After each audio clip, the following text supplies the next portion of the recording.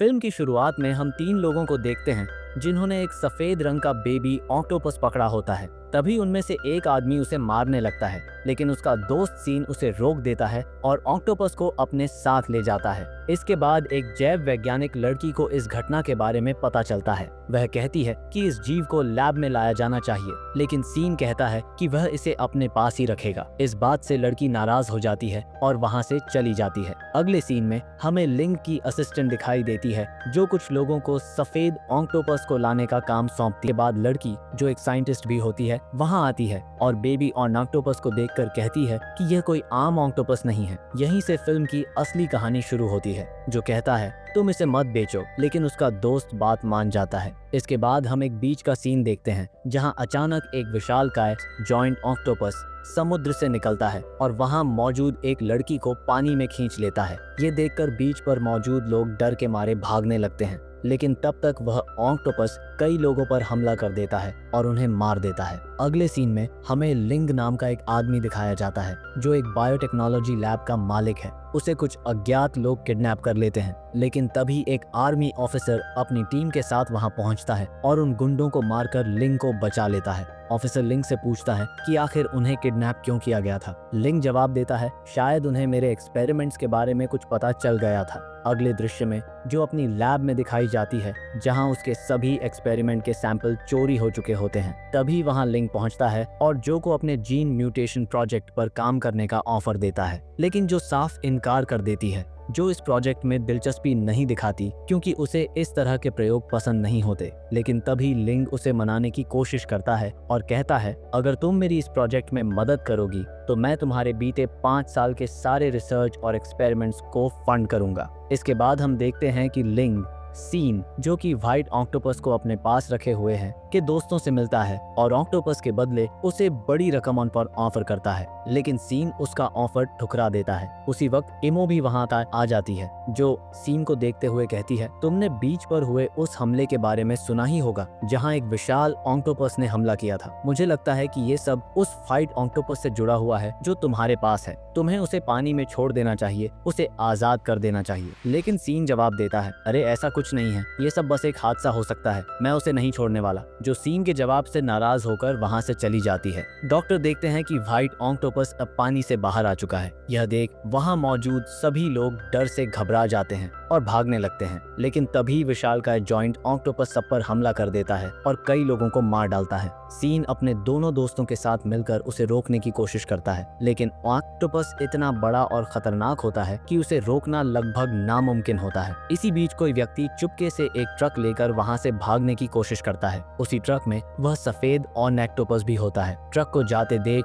Joint octopus को गुस्सा आ जाता है। वह हिंसक हो उठता है और पूरे रेस्टोरेंट को तहस नहस कर देता है। उसी समय जो वहां पहुंचती है और सीन के साथ मिलकर ट्रक का पीछा करने लगती है। सीन किसी तरह ट्रक के ऊपर चढ़ जाता है, ड्राइवर को ट्रक से बाहर फेंक देता है और ट्रक पर कंट्रोल कर लेता है। लेकिन इसी दौरान ट्रक का बैलेंस बिगड़ जाता है और वह सीधे एक ट्रेन से टकरा जाता है। हालांकि ट्रक एक्सीडेंट बहुत खतरनाक होता है, लेकिन सौभाग्य से कोई गंभीर नुकसान नहीं होता और सीन की जान बच जाती है। अगले सीन में जो और सीन वापस घर आते हैं, वहां हम देखते हैं कि सीन बहुत परेशान और उदास है क्योंकि उसका रेस्टोरेंट पूरी तरह बर्बाद हो चुका है और सबसे बड़ी मुसीबत ये है कि उस पर पहले से ही भारी कर्ज था। जो उसे दिलासा देती है और कहती है, प्लीज टेंशन मत लो, मैं तुम्हारी मदद करूंगी, जरूरत पड़ी तो अपना घर भी बेच दूंगी ताकि तुम अपना कर्ज चुका सको। लेकिन सीन ऐसा नहीं चाहता कि जो अपने घर को बेच दे। अगली सुबह सीन चुपचाप जाकर लिंग को व्हाइट ऑक्टोपस बेच देता है, लेकिन तभी जो वहां पहुंचती है, जब उसे सीन के इस फैसले के बारे में पता चलता है तो वह बहुत गुस्सा हो जाती है। वह कहती है, तुमने ऐसा कैसे कर दिया? मुझे पूरा यकीन है कि इस व्हाइट ऑक्टोपस का समंदर में मौजूद उस जॉइंट ऑक्टोपस से कोई न कोई गहरा रिश्ता है। लेकिन सीन को ये सब बातें बकवास लगती हैं। इसी बात पर दोनों के बीच बहस हो जाती है। बहस इतनी बढ़ जाती है कि सीन गुस्से में जो पर चिल्ला उठता है। जो ये सब सुनकर बहुत आहत होती है और चुपचाप वहां से चली जाती है। जो जाते जाते सीन से कहती है, देखना एक दिन तुम इस फैसले पर जरूर पछताओगे। उधर सीन के दोनों दोस्त मछलियां पकड़ने के लिए समंदर में जाते हैं, लेकिन तभी एक ही झटके में जॉइंट ऑक्टोपस उन दोनों पर हमला कर देता है और उन्हें उन्हें मार डालता है। जब सीन को इस बारे में पता चलता है तो वह टूट जाता है, वह गहरे दुख में डूब जाता है। जो सीन से कहती है, मैंने तुम्हें पहले ही इस खतरे के बारे में आगाह किया था, मुझे बहुत पहले ही अंदाजा हो गया था कि ये सब कुछ उस फाइट ऑक्टोपस से जुड़ा है, लेकिन अब खतरे में सिर्फ हम नहीं बल्कि पूरा आइलैंड है। सीन गुस्से से कहता है, अब मैं उसे नहीं छोड़ूंगा, पहले उसने मेरा रेस्टोरेंट तबाह किया और अब मेरे दोस्तों को भी मार डाला, मैं उससे बदला जरूर लूंगा। दूसरी ओर लैब में लिंग व्हाइट ऑक्टोपस को मारने ही वाला होता है, लेकिन जो उसे रोक लेती है। वह कहती है, इसे मत मारो,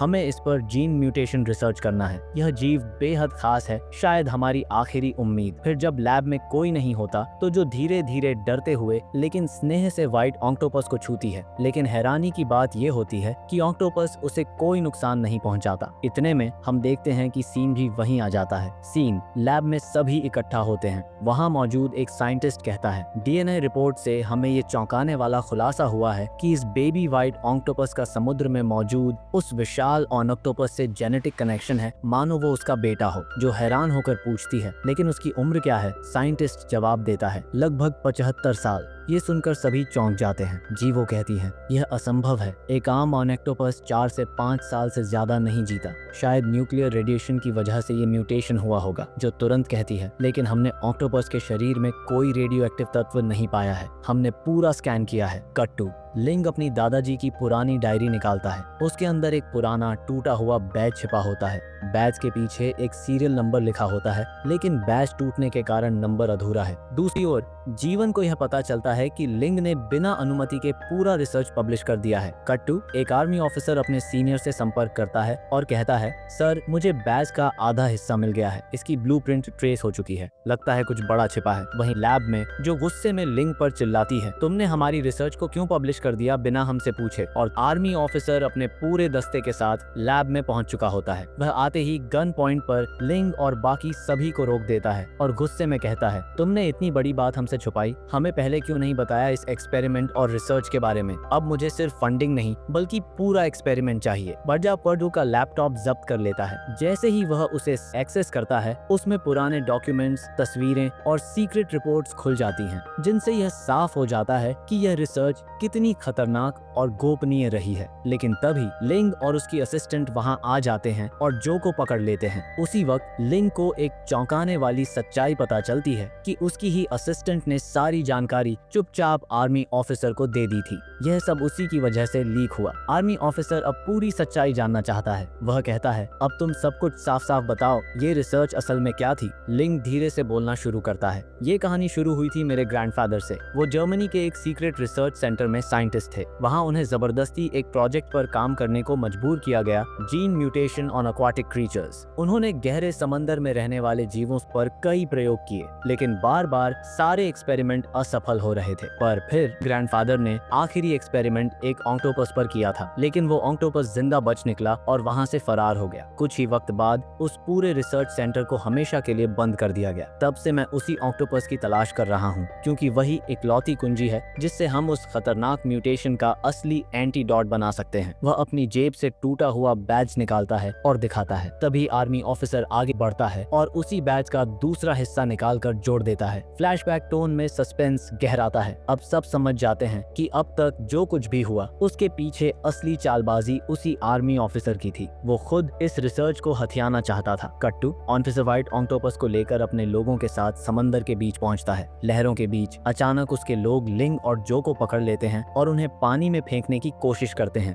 लेकिन तभी गिरने से ठीक पहले बेबी ऑक्टोपस तेजी से पानी से उछलता है और फिल्म को बचा लेता है। फिल्म चौंकता है, फिर धीरे धीरे मुस्कुराता है। बेबी ऑक्टोपस ने उसकी जान बचाई थी। वहीं एक नई दोस्ती की शुरुआत होती है इंसान और इस रहस्यमयी प्राणी के बीच। लेकिन इसी पल समंदर की गहराई से जॉइंट ऑक्टोपस उठता है, विशाल, खतरनाक और गुस्से से भरा। ऑफिसर के सोल्जर्स घबरा जाते हैं और तुरंत उस पर फायरिंग शुरू कर देते हैं, लेकिन उसकी त्वचा पर गोलियों का असर नहीं होता। उधर जो और फिल्म पास की बोट में होते हैं, जो घबराई हुई कहती है, हमें कुछ करना होगा, वो किसी को नहीं छोड़ेगा। सीन जारी है, जो ऊपर खींच ली जाती है और उसी दौरान बेबी ऑक्टोपस को गेट से बाहर निकालकर पानी में छोड़ दिया जाता है ताकि वो आजाद हो सके। लेकिन तभी ऑफिसर के लोग उस पर भी गोलियां चलाने लगते हैं। गोलियों से घबराया हुआ बेबी ऑक्टोपस गहरे पानी में गायब हो जाता है। ये सब देखकर जॉइंट ऑक्टोपस गुस्से में आ जाता है। वो पूरे गुस्से के साथ ऑफिसर की टीम पर हमला कर देता है, लेकिन ऑफिसर उसके ऊपर एक खास खास किस्म का घातक अटैक करता है। इस अटैक से जॉइंट ऑक्टोपस मरता नहीं है, लेकिन बुरी तरह घायल हो जाता है और थोड़ी देर के लिए समंदर में वापस चला जाता है। कुछ ही देर बाद जॉइंट ऑक्टोपस एक बार फिर हमला करता है, इस बार सीधा उनके जहाज पर। वो पूरी ताकत से शिप को तोड़ देता है और जल्द ही शिप पर पूरी तरह कंट्रोल कर लेता है। अब सबको अपनी जान बचाने के लिए समंदर में कूदना पड़ता है। किसी तरह तैरते हुए वो लोग एक दूर के टापू पर पहुंच जाते हैं। कट टू लिंक को अपने ग्रैंडफादर की पुरानी डायरी याद आती है, जिसमें एक सीक्रेट मैप था। उसी मैप को फॉलो करते हुए वो सब एक पुराने छुपे हुए केवा गुफा तक पहुंचते हैं। यह वही जगह थी जहां लिंक के ग्रैंडफादर ने पहले एक्सपेरिमेंट्स किए थे, एक सीक्रेट रिसर्च बेस। गुफा में आगे बढ़ते हुए सब अंदर पहुंचते हैं। थकान और डर से भर चुके ये लोग रुककर कुछ देर आराम करने का फैसला करते हैं, लेकिन तभी समंदर की लहरों में हलचल शुरू होती है और जॉइंट ऑक्टोपस एक बार फिर उनका पीछा करता हुआ गुफा के पास पहुंच जाता है। सीन गुफा के अंदर एक रुकावट। सभी एक सुरक्षित सी लगने वाली जगह पर रुकते हैं, लेकिन तभी जॉइंट ऑक्टोपस वहां आकर अचानक हमला कर देता है। डर और घबराहट के बीच सभी लोग एक बार फिर उस पर गोलियां बरसाने लगते हैं, लेकिन ऑक्टोपस बेहद ताकतवर होता है। वो कई लोगों को बेरहमी से मार गिराता है। माहौल पूरी तरह डर और अफरा तफरी से भर जाता है। फिर भी जिंदगी की बाजी खेलते हुए लिंग और उसकी टीम आखिरकार उस छिपी हुई सीक्रेट रिसर्च बेस को खोज निकालते हैं। अंदर घुसते ही ऑफिसर लिंग से कहता है कि वो उस एंटीडोट को ढूंढे, वही जिसे उसके ग्रैंडफादर ने सबसे पहले एक ऑक्टोपस को इंजेक्ट किया था। वहीं जियो को कहा जाता है कि वो तुरंत उसका टेस्ट तैयार करे ताकि पता चल सके कि एंटीडोट अभी भी असरदार है या नहीं। लिंग रिसर्च लैब के अंदर एक कमरे में पहुंचता है जहां कई पुराने इंजेक्शन और वॉयल्स पड़े होते हैं। इनमें से एक वॉयल उसे सबसे प्रामाणिक लगता है। वो मान लेता है कि यही असली एंटीडोट है। इधर ऑफिसर के लोग बेस के अलग अलग हिस्सों में एक्सप्लोजिव्स लगाने लगते हैं। उनका मकसद साफ है, सबूत मिटा देना। ऑफिसर जो को आदेश देता है कि वो तुरंत इस एंटीडोट को टेस्ट करे, लेकिन इवेंट जब जो टेस्ट शुरू करती है तो पता चलता है कि एंटीडोट पूरी तरह फेल हो चुका है। इस नतीजे से सबका चेहरा उतर जाता है और ऑफिसर का गुस्सा 7वें आसमान पर पहुंच जाता है। सीन गुस्से की चिंगारी और एक सच्चाई का खुलासा। एंटीडोट के फेल होने से बौखलाया ऑफिसर गुस्से में तमतमाता है और अचानक लिंग की टांग पर गोली मार देता है। एक बार फिर तुमने मुझसे झूठ बोला, वो चीखता है। लिंग दर्द में गिर पड़ता है, लेकिन तभी डॉक्टर जॉइंट ऑक्टोपस भी गुफा में घुस आता है। उसे देखते ही ऑफिसर के सारे लोग गोलियां चलाने लगते हैं। ये हमला जॉइंट ऑक्टोपस को आगबबूला कर देता है। वो तुरंत अपने विशाल टेंटिकल्स से हमला कर देता है और ऑफिसर के आदमियों को एक एक करके खत्म करने लगता है। इधर जो लिंग को सहारा देकर किसी तरह बाहर ले जाने की कोशिश करती है, लेकिन लिंग की हालत बहुत खराब है। वो ज्यादा चल नहीं पा रहा, फिर भी जो हार नहीं मानती। ऑक्टोपस का कहर उनके पीछे ही होता है, लेकिन वह लिंग को अकेला नहीं छोड़ती। दोनों एक तरफ छिप जाते हैं। ऑफिसर के ज्यादातर आदमी मारे जा चुके होते हैं। फिर एक मोड़ आता है। भागने के दौरान एक भारी लोहे की वस्तु लिंग के ऊपर गिर जाती है। वह पहले से घायल था, अब उसकी हालत और भी नाजुक हो जाती है। आखिरी सच सामने आता है। कांपते हाथों से लिंग जो को एक छोटा सा सील बंद कंटेनर देता है। ये रहा असली एंटीडोट। वो बमुश्किल कहता है, मैंने उसे ऑफिसर से छुपा लिया था। अगर वो इसके हाथ लग जाता तो वो इसकी ताकत से पूरी दुनिया तबाह कर देता। जो की आंखों में आंसू आ जाते हैं। अब उनके पास एक मौका है ऑक्टोपस से लड़ने का नहीं, बल्कि उसे ठीक करने का। सीन बलिदान, एंटीडोट और आखिरी विस्फोट। ली अपनी आखिरी सांसें लेते हुए जो को एंटीडोट पकड़ाता है और कमजोर आवाज में कहता है, इसे लेकर भागो, यही आखिरी उम्मीद है, मैं बाकी संभाल लूंगा। ली की आंखें धीरे धीरे बंद हो जाती हैं और वहीं पर उसकी मौत हो जाती है। जो की आंखों से आंसू बह निकलते हैं, लेकिन उसे ज्यादा वक्त नहीं मिलता। फिल्म फेंग अब रिमोट लेने दौड़ता है, लेकिन तभी ऑफिसर उसे पीछे से पकड़ लेता है। दोनों के बीच जोरदार लड़ाई छिड़ जाती है। शुरू में फिल्म उसे मात देने की कोशिश करता है, लेकिन ऑफिसर ज्यादा ताकतवर साबित होता है। जो वहां पहुंचती है और ऑफिसर उससे चीख कर कहता है, टेस्ट करो ये एंटीडोट असली है या नहीं। वो रिमोट से 2 मिनट का टाइमर एक्टिवेट कर देता है, यानी अब विस्फोट तक बस 120 सेकंड बाकी हैं। फिल्म को वो लगातार मारता रहता है, जो एंटीडोट को टेस्ट करने की पूरी कोशिश करती है। टाइमर 0050 टेस्ट पूरा होता है और रिजल्ट आता है, वेरीफाइड ओरिजिनल एंटीडोट। ऑफिसर खुशी में पागल हो उठता है, लेकिन तभी जॉइंट ऑक्टोपस छत तोड़ते हुए अंदर आता है। बिना किसी चेतावनी के वो ऑफिसर को अपने टेंटिकल्स से उठाकर दीवार से पटक देता है और एक ही झटके में उसे खत्म कर देता है। अब वह जो और फिल्म की तरफ बढ़ता है, लेकिन वह हमला नहीं करता, बल्कि जो को धीरे से उठाकर वहां से बाहर ले जाने लगता है। टाइमर 0010 फिल्म भी उनके साथ दौड़ता है। तीनों जैसे तैसे बाहर निकलते हैं। बूम! पीछे से जोरदार धमाका होता है। पूरी अंडरग्राउंड रिसर्च फैसिलिटी जलकर मलबे में बदल जाती है। तीनों समंदर की ओर भागते हैं और एक ऊंचे चट्टान से नीचे छलांग लगाते हैं। कट टू शांति। पानी की सतह पर दोनों जो और फिल्म तैरते हुए किनारे तक पहुंचते हैं। होश कुछ कुछ में होता है। बेबी ऑक्टोपस भी किनारे पर आकर उनके पास आता है, इस बार पूरी तरह शांत और सुरक्षित। जो और फिल्म एक दूसरे की ओर देखते हैं। शायद अब सब कुछ ठीक हो जाएगा, जो कहती है। फिल्म मुस्कुराता है और हमें फिर से जीने का एक मौका मिला है। कैमरा ऊपर उठता है, बैकग्राउंड में सूरज उगता है। सीन 7 साल बाद का दृश्य, 7 साल बाद का समय दिखाया जाता है। जो और फेंक समंदर किनारे अपने छोटे बेटे के साथ समय बिता रहे हैं। बच्चा रेत में खेलते खेलते धीरे धीरे पानी की ओर चला जाता है, लेकिन अचानक उसकी तबीयत बिगड़ती है और वह गहरे पानी में डूबने लगता है। जो घबरा जाती है और फेंक तुरंत उसकी ओर भागते हैं। तभी पानी के भीतर से बेबी ऑक्टोपस उभरता है। अब पहले से थोड़ा बड़ा हो चुका है। वो बच्चे को धीरे से अपनी टेंटिकल्स से पकड़कर सुरक्षित किनारे पर छोड़ देता है। जो और फेंक अपने बेटे को गले लगाते हैं और जब ऊपर नजर उठाते हैं तो बेबी ऑक्टोपस को जाते हुए देखते हैं। उनकी आंखों में हैरानी नहीं बल्कि एक भावुक मुस्कान होती है। उसी समय वहां सिंह भी पहुंचते हैं। वो कहते हैं, तो वो कहानी सच थी? वही ऑक्टोपस जिसने तुम्हारी जान बचाई थी? जो धीरे से सिर हिलाती है और मुस्कुरा कर कहती है, हाँ, और आज उसने फिर एक बार हमारी जान बचाई है। फेंग और सिंह भी हल्के से मुस्कुरा देते हैं। कैमरा ऊपर उठता है। समंदर की लहरें शांत हैं, सूरज ढल रहा है और दूर जाता हुआ बेबी ऑक्टोपस बस एक बार मुड़कर देखता है, जैसे अलविदा कह रहा हो। Text on screen.